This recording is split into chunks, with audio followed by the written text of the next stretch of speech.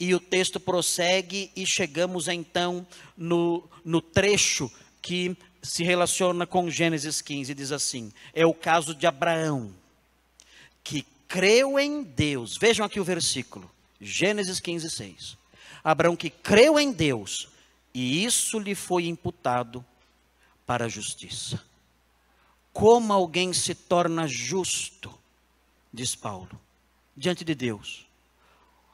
Da mesma forma como Abraão se tornou justo, crendo em Deus, crendo no Evangelho, que é a palavra de Deus. Assim como Abraão creu na palavra de Deus, nas suas promessas, nós também cremos na palavra de Deus, nas suas promessas do Evangelho. É o que Paulo tem em mente aqui. E crendo nisso, nós somos considerados justos.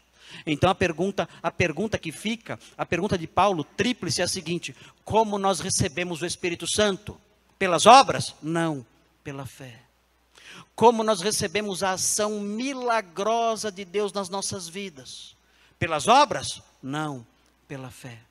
Como nós somos perdoados por Deus, justificados por Deus, como adquirimos o perdão judicial de Deus nas nossas vidas? Pelas obras? Não, pela fé. É o avesso do que o mundo fala. Eu vejo quando as pessoas do mundo morrem, os famosos morrem. Sempre estão morrendo aí os famosos, e nós ouvimos palavras acerca deles. E as palavras são as seguintes geralmente: olha, essa pessoa era uma pessoa muito boa, está com Deus agora. Era um homem que via um mendigo, ia lá e dava uma esmola e ajudava, pessoa maravilhosa. Ele era ateu, mas era o ateu mais cristão que eu já vi.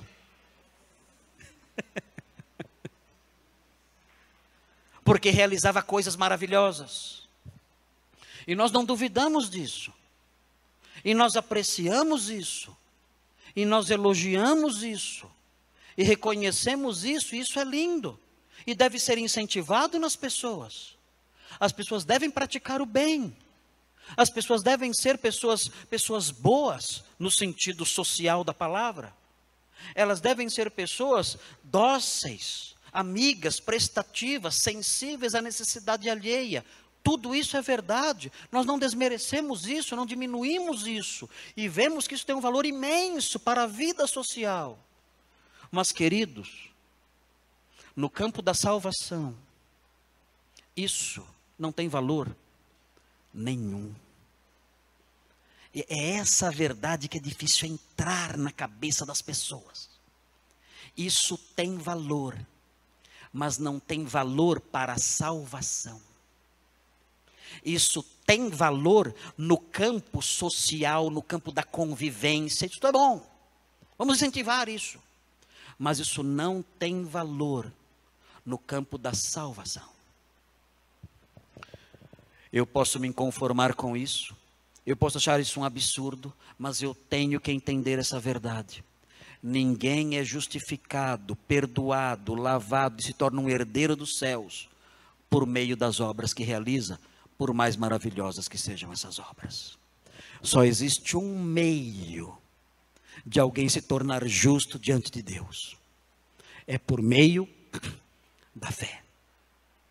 Se a pessoa não crer no Evangelho, se a pessoa não crer no Cristo de Deus, na mensagem de Deus, consubstanciada nas palavras do Evangelho, essa pessoa pode ser a pessoa mais bondosa do mundo. Pode ser ali a Madre Teresa de Calcutá do século 21.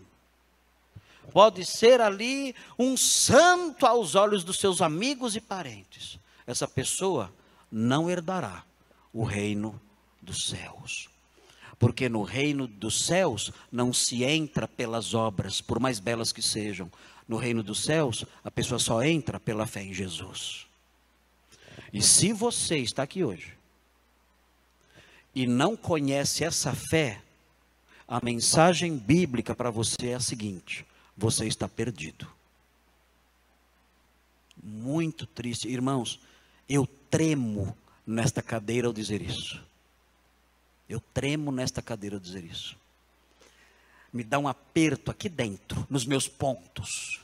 Os meus pontos se apertam quando eu digo isso. Eu temo e tremo quando falo isso. Mas a grande realidade triste, que deve nos fazer chorar, é essa.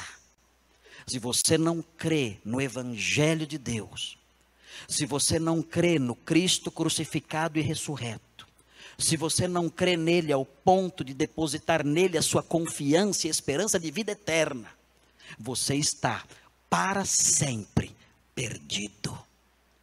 Você passará a eternidade no tormento sem fim, longe de Deus, experimentando para sempre a sua ira justa e santa. É isso que a palavra de Deus diz.